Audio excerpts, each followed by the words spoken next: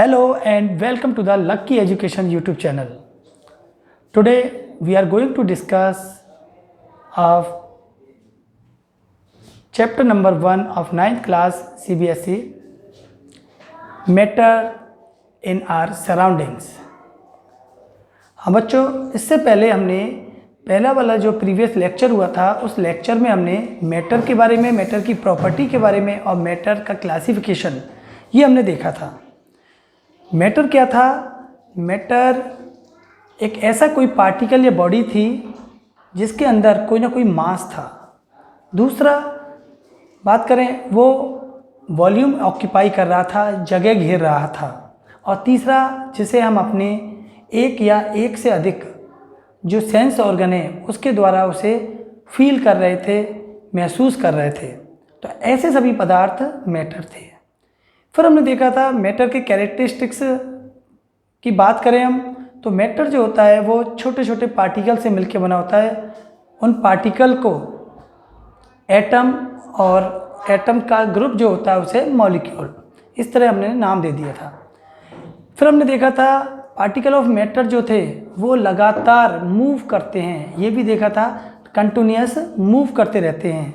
और पार्टिकल जो होते हैं उनके बीच में एक क्या होता है, अट्रैक्शन फोर्स होता है, वो एक दूसरे को क्या करते हैं, बाइंड करते हैं। अब वो अट्रैक्शन फोर्स अधिक हो सकता है या कम हो सकता है, उसी बेस पर उनकी कुछ फिजिकल स्टेट बन जाती हैं। तो उसके बाद हमने मैटर का क्लासिफिकेशन देखा था। क्या देखा था? मैटर के क्लासिफिकेशन को हम फिजिकल और केमिकल क्लासिफिकेशन के जरिए समझ सकते हैं। इसका क्लासिफिकेशन दो तरह से किया गया है, physical classification and chemical classification. Physical property के बेस पर क्लासिफिकेशन हो तो फिजिकल क्लासिफिकेशन, और केमिकल कंपोजिशन और केमिकल प्रॉपर्टी के बेस पर क्लासिफिकेशन को बोलते हैं केमिकल क्लासिफिकेशन। फिजिकल क्लासिफिकेशन के बेस पर मैटर को जनरली 3 टाइप्स में कैटेगराइज किया गया है, क्लासिफाइड किया गया है, सॉलिड, लिक्विड, गैस। इसके अलावा भी 2 और इसकी फिजिकल स्टेट होती हैं, वो रेयर होती हैं। डेली रूटीन में जो हमें देखने को मिलते हैं वो सॉलिड, लिक्विड एंड गैस दिखते हैं। इसके अलावा भी होते हैं plasma and Bose-Einstein condensate, BEC। तो बच्चों, आज हम फिजिकल क्लासिफिकेशन के बेस पर सॉलिड, लिक्विड एंड गैस इसके बारे में कुछ डिस्कस करेंगे, लेकिन उसके बाद हम देखेंगे केमिकल क्लासिफिकेशन। केमिकल क्लासिफिकेशन के बेस पर मैटर को 2 पार्ट्स में डिवाइड किया गया है, प्योर सब्सटेंसेज और इम्प्योर सब्सटेंसेज। प्योर सब्सटेंसेज को भी फिर 2 पार्ट में, एलिमेंट और कंपाउंड में डिवाइड किया गया है। एलिमेंट कौन कौन से होते हैं? Metal, non metal, metalloid. Compound होते हैं organic compounds and inorganic compounds. Impure substance में रखा गया है मिक्सचर को, और मिक्सचर के भी 2 प्रकार हैं। 2 प्रकार का मिक्सचर होता है, homogeneous mixture and heterogeneous mixture. इस तरह से सबसे पहले हम फिजिकल क्लासिफिकेशन के बेस पर मैटर के टाइप्स के बारे में डिस्कस करेंगे आज। तो देखिए, सॉलिड, लिक्विड एंड गैस, इनमें मैंने यहाँ पर डिफरेंशिएशन के लिए एक टेबल बनाई है। प्रॉपर्टीज कौन कौन सी ध्यान में रखेंगे हम सॉलिड, लिक्विड और गैस की? Size and shape, volume, density, diffusion, intermolecular space, intermolecular force and compressibility. तो बच्चों, सॉलिड मैटर कौन से होते हैं, सॉलिड किन्हें कहते हैं? तो solids are those matter whose size, shape and volume are fixed, जिनका साइज, शेप और वॉल्यूम दोनों ही फिक्स्ड हों, फिक्स्ड मीन्स डेफिनेट हों, उन्हें हम क्या बोलेंगे? सॉलिड। और लिक्विड की बात करें तो जिनका साइज और शेप तो कैसा हो? इंडेफिनेट, कोई डेफिनेट साइज और शेप ना हो, निश्चित ना हो, लेकिन वॉल्यूम क्या हो? डेफिनेट हो, निश्चित वॉल्यूम हो, उन्हें हम बोलेंगे लिक्विड। और गैस की बात करें तो गैस में साइज, शेप एंड वॉल्यूम दोनों ही क्या होते हैं? इनडेफिनेट। इसके बाद आपको वॉल्यूम तो मालूम होगा, वॉल्यूम का मतलब कोई भी पदार्थ, कोई भी मैटर एयर में कितना स्थान कवर कर सकता है, कितना स्पेस ऑक्यूपाई कर सकता है, वह उसका क्या होता है? वॉल्यूम। तो वॉल्यूम। अब हम बात करते हैं डेंसिटी। डेंसिटी क्या होता है? डेंसिटी होता है मास पर यूनिट वॉल्यूम। इसका मतलब एक पर्टिकुलर वॉल्यूम वाले स्थान में कितना मास होगा किसी पदार्थ का, तो वह उसका क्या कहलाएगा? वॉल्यूम। तो ध्यान रखना, वॉल्यूम को आप कोरिलेटेड कर सकते हो वेट से, भारीपन से। तो सॉलिड, लिक्विड और गैस की बात करें तो इनमें से सबसे ज़्यादा भारी कौन होता है? जनरली आप देखते हैं हाईएस्ट डेंसिटी कौन शो करेगा? सॉलिड, यानी भारी सॉलिड होगा। लिक्विड क्या होगा? सॉलिड के कंपैरिजन में तो क्या होगा? कम भारी होगा, यानी उसकी डेंसिटी कम होगी। लेकिन गैस के कंपैरिजन में क्या होगा? थोड़ा भारी ज़्यादा होगा, यानी उससे इसकी डेंसिटी क्या होगी? ज़्यादा होगी। गैस की बात करें तो गैस की डेंसिटी लोएस्ट होती है, सबसे कम होती है। फिर हम फोर्थ पे चलते हैं, डिफ्यूजन। डिफ्यूजन किसे कहते हैं? डिफ्यूजन एक ऐसी प्रोसेस होती है जिसमें किसी भी मैटर के जो पार्टिकल होते हैं वो स्पॉन्टेनियसली अपने आप ही अपनी हायर कॉन्सेंट्रेशन से लोअर कॉन्सेंट्रेशन की तरफ मूव करते हैं और दूसरे पदार्थ के साथ मिक्सअप हो जाते हैं। ये प्रॉपर्टी कहलाती है डिफ्यूजन। तो डिफ्यूजन क्या है? Diffusion is a process in which particle of any substances move from its higher concentration to lower concentration, अपनी हाई कॉन्सेंट्रेशन से लोअर कॉन्सेंट्रेशन की तरफ ऑटोमेटिक या फिर बोलते स्पॉन्टेनियसली मूव करते हैं। इस प्रोसेस को बोलते हैं डिफ्यूजन। अब अपने आप मूव करने की जो टेंडेंसी होती है ज़्यादा, वो किस में होती है? ध्यान रखना, डिफ्यूजन की हाईएस्ट होगी गैस में। आपने देखा होगा कहीं घर में अगरबत्ती लगाते हैं हम, तो अगरबत्ती की जो स्मेल होती है वो स्मेल पूरे घर में क्या हो जाती है? मिक्स हो जाती है, दूसरे रूम तक भी उसकी स्मेल हमें आती है।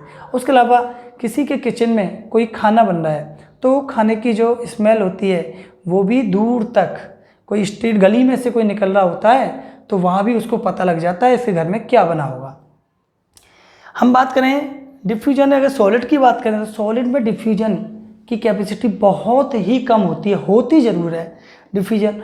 जैसे ब्लैक बोर्ड से पर चौक से हमने लिख दिया, 2-3 दिन तक हमने ऐसे ही छोड़ दिया, तो हम देखते हैं कुछ दिनों के 2-3 दिन बाद आके देखते हैं तो चौक से जो कुछ हमने लिखा है वो लेटर जो होते हैं वो बोर्ड के अंदर पेनिट्रेट हो जाते हैं, अंदर धंस जाते हैं। और अगर हम बोर्ड को जब रब मतलब मिटाते हैं, डस्टर से साफ़ करते हैं, लेकिन कुछ लेटर ऐसे होते हैं बोर्ड के अंदर एंटर कर जाते हैं। या फिर दो मेटल को आप एक दूसरे के कांटेक्ट में एक लॉन्ग ड्यूरेशन के लिए रख दीजिए, लंबे टाइम के लिए रख दो, तो लंबे टाइम के बाद जब आप देखोगे तो आप देखोगे कि वो दोनों मेटल जो हैं आपस में जुड़ चुकी हैं, दोनों एक दूसरे में धंस जाती हैं, हल्की हल्की, बहुत ही माइनर।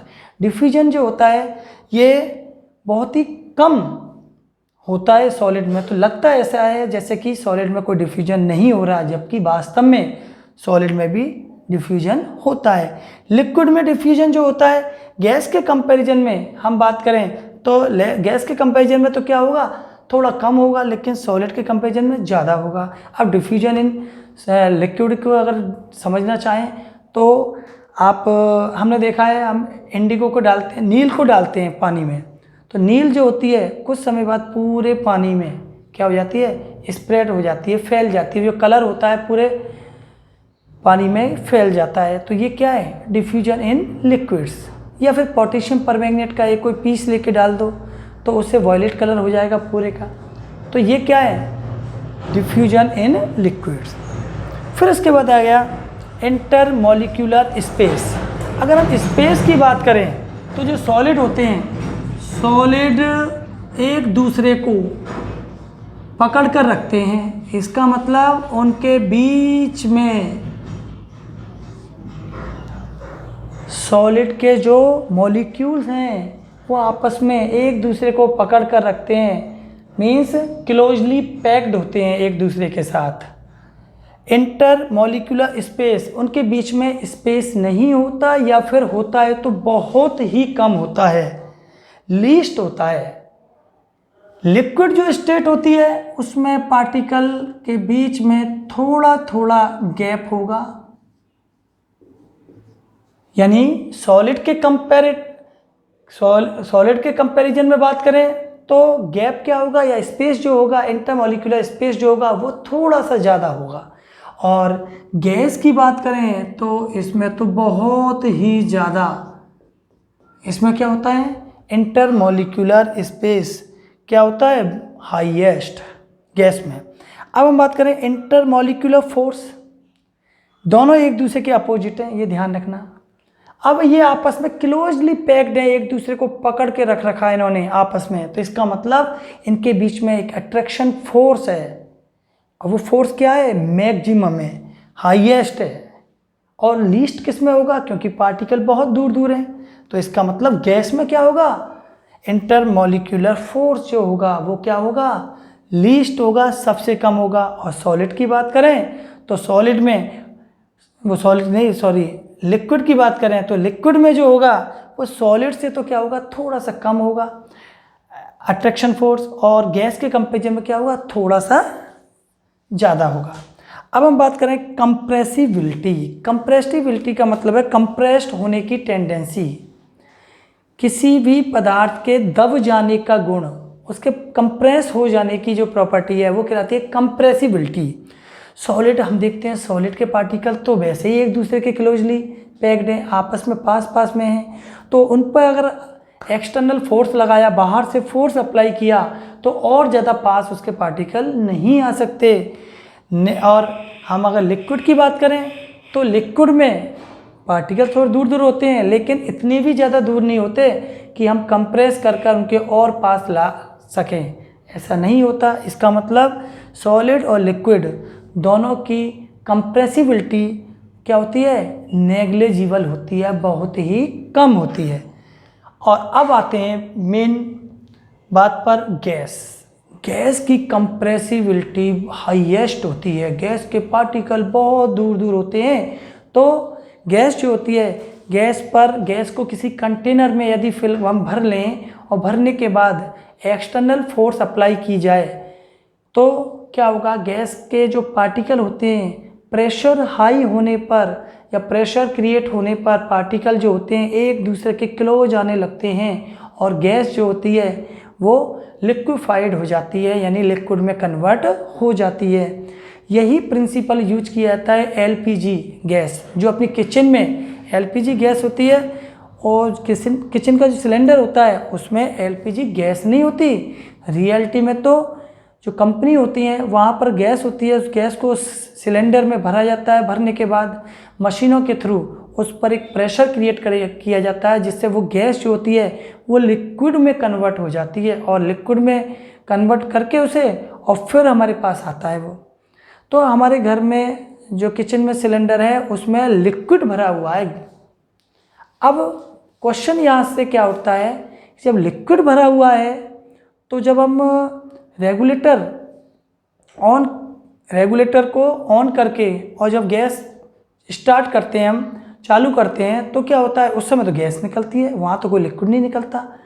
तो ध्यान रखो, रेगुलेटर को जैसे ही ऑन करते हैं तो इसका मतलब होता है कंपनी में तो हाईयर प्रेशर पर गैस किस में कन्वर्ट हुई थी, लिक्विड में, लेकिन जैसे हमने रेगुलेटर खोला तो जो प्रेशर हाई था वो प्रेशर क्या हो गया, लो, और लो प्रेशर में जो लिक्विड था वो किस में कन्वर्ट हो गया, गैस में, तो वो गैस ही बाहर निकलेगी।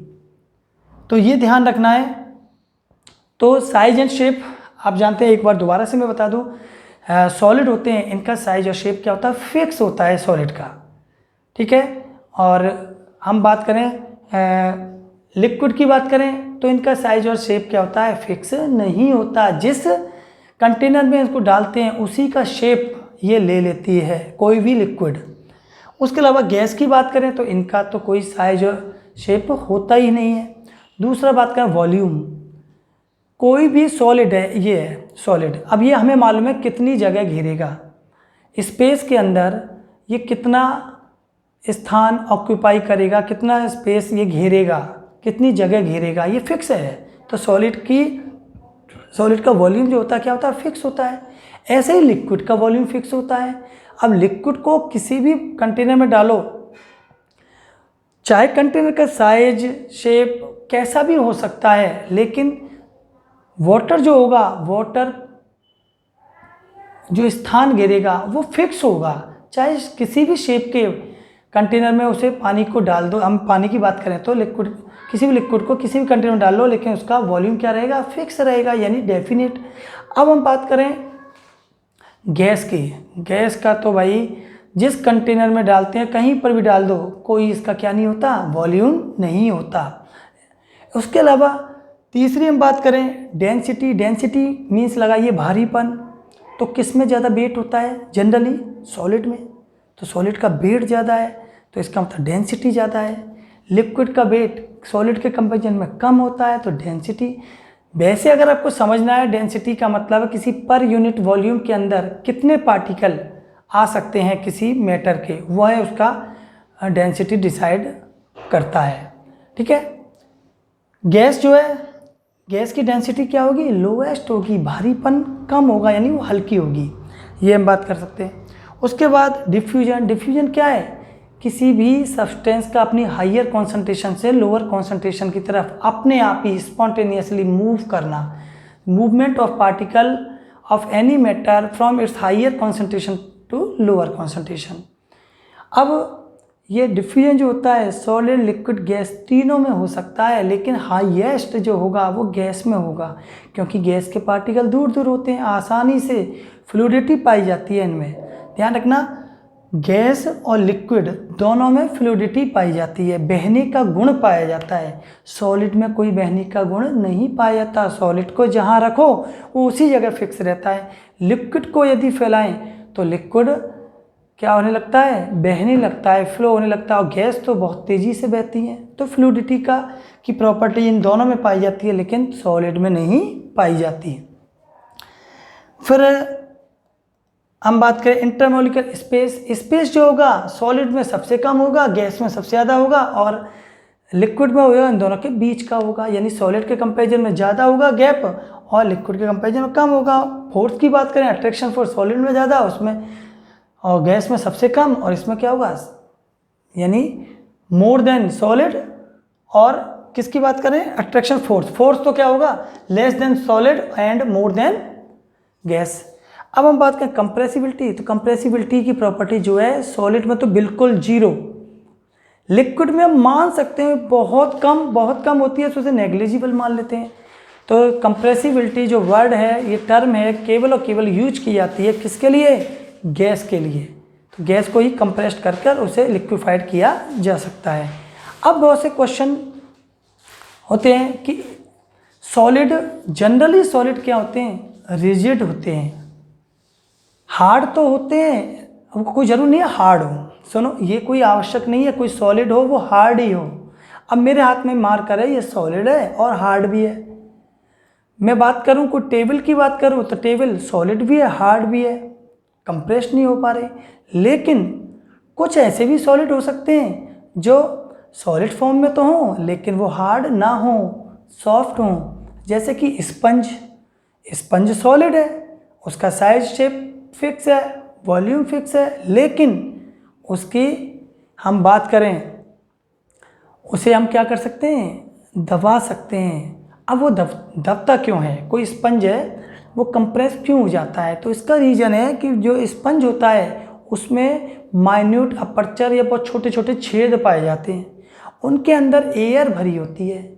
अब एयर भरी होती है, जब उसे कंप्रेस करते हैं, दबाते हैं, तो उनके बीच में भरी हुई जो एयर होती है वो एयर क्या हो जाती है, बाहर निकल जाती है। वो एयर बाहर निकलेगी तो इसलिए वो दब जाता है, ये बात। उसके अलावा हम बात करें सॉलिड जो होता है, सॉलिड पूरी तरह से, सॉलिड और लिक्विड जो होते हैं ये टोटली किसी भी कंटेनर को फिल नहीं करते, गैस कर देती है। गैस क्या करती है, गैस के पार्टिकल दूर दूर है तो किसी कंटेनर भरेंगे, मान लो एक बड़े हम गिलास जार की बात करें, उसमें थोड़ी गैस बढ़ दी तो पूरी गैस जो होगी, उसके पार्टिकल पूरे जार के अंदर और दीवार पर क्या लगाएंगे, एक फोर्स क्रिएट करेंगे। अब फोर्स क्रिएट करेंगे तो एक तरह से पूरे के पूरे कंटेनर में वो फैल जाएंगे। ये प्रॉपर्टी गैस में होती है। सॉलिड और लिक्विड में ऐसा वो, क्योंकि हम बात करें लिक्विड जो होता है इसके पार्टिकल तो दूर दूर है, लेकिन वो एक ही जगह रहते हैं, पूरे कंटेनर में वो फैल नहीं पाते। ऐसे सॉलिड का नहीं हो पाता, सॉलिड के पूरे की पूरे कंटेनर को वो फिल कर दे, भर दे। ठीक है। और थोड़ा देखिए, साइज शेप हो गया, वॉल्यूम हो गया, डेंसिटी हो गया, डिफ्यूजन हो गया, intermolecular space, intermolecular forces, compressibility. और फिर आपको ये भी मालूम होना चाहिए, जो भी मैटर के जो पार्टिकल होते हैं, पार्टिकल ऑफ मैटर, ये हमने बताया मूव्स कंटिन्यूसली, लगातार मूवमेंट उनमें शो होती है। वो क्या करते रहते हैं, आराम, मतलब एक दूसरे के थोड़े से वाइब्रेट करते रहते हैं। ये वाइब्रेशन की जो प्रॉपर्टी है, हाईएस्ट किस में होगी और लोएस्ट किस में होगी, तो सॉलिड में तो लोएस्ट होगी। इसके पार्टिकल क्या होंगे, एक दूसरे क्लोज होते हैं, तो वो वहीं की वहीं पे हल्के से हिल रहे होंगे। मीन्स इनमें काइनेटिक एनर्जी लोएस्ट होगी। हम बात करें लिक्विड, लिक्विड में सॉलिड के कंपैरिजन में काइनेटिक एनर्जी क्या होगी, थोड़ी ज़्यादा होगी, चलने की टेंडेंसी होगी इनके पार्टिकल की। इसलिए तो फ्लूइडिटी की प्रॉपर्टी होती है लिक्विड में, वो थोड़े से बह जाते हैं। गैस जो होता है, गैस के जो पार्टिकल होते हैं वो तो इधर उधर तेज़ी से मूव करते रहते हैं। इसका मतलब काइनेटिक एनर्जी बहुत ज़्यादा होती है। एक बात और ध्यान रखना है, डिफ्यूजन जो होता है, डिफ्यूजन अगर हमने टेम्परेचर इंक्रीज किया तो डिफ्यूजन की रेट भी क्या हो जाती है, इंक्रीज हो जाती है। सॉलिड, लिक्विड और गैस, गैस में डिफ्यूजन ज़्यादा होने का कारण यही है, जब गर्म करते हैं किसी ऑब्जेक्ट को, जैसे हमने अगरबत्ती जलाई, तो अगरबत्ती को जलाते हैं वो गर्म हुआ तो डिफ्यूजन की रेट जो होती है वो इंक्रीज हो जाती है, इसलिए पार्टिकल तेज़ी से मूव करने लग जाते हैं। अगर हम सॉलिड, लिक्विड, गैस की भी बात करें तो टेम्परेचर इंक्रीज करेंगे तो इनके जो पार्टिकल होते हैं, पार्टिकल अब तेज़ी से क्या करने लगेंगे, उनके काइनेटिक एनर्जी इंक्रीज होगी और इंटरमॉलिक्यूलर जो स्पेस है वो स्पेस डिक्रीज होने लगेगा। जो अट्रैक्शन फोर्स है वो तो वीक होने लगेगा और टेंडेंसी होगी मूव करने की पार्टिकल की, वो क्या होने लगेगी, तेज होने लगेगी, इंक्रीज होने लगेगी। यही कारण है कि हम टेम्परेचर को इंक्रीज या डिक्रीज कर कर हम क्या कर सकते हैं, किसी एक स्टेट को और एक फिजिकल स्टेट को दूसरी फिजिकल स्टेट में क्या कर सकते हैं, कन्वर्ट कर सकते हैं। तो बच्चों, आज आप इन सभी को नोट कीजिए, लर्न कीजिए, और मैं सोचता हूँ कि आज आपको ये टॉपिक बहुत ही अच्छी तरह से समझ में आ गया होगा। तो हाँ बच्चों, आज के लिए इतना ही। Thank you very much.